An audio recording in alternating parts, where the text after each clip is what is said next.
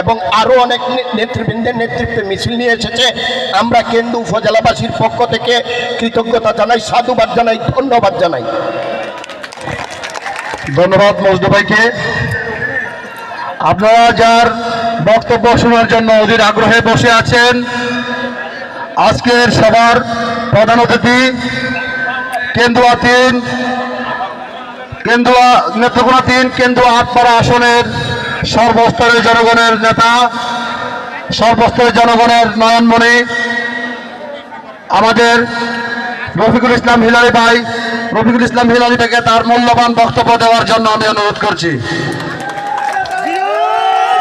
হিলালি ভাইয়ের আগমন, শুভেচ্ছার স্বাগতম চট্টগ্রামের পক্ষ থেকে, ইপিজেড থানার পক্ষ থেকে, অত্র ওয়ার্ডের পক্ষ থেকে।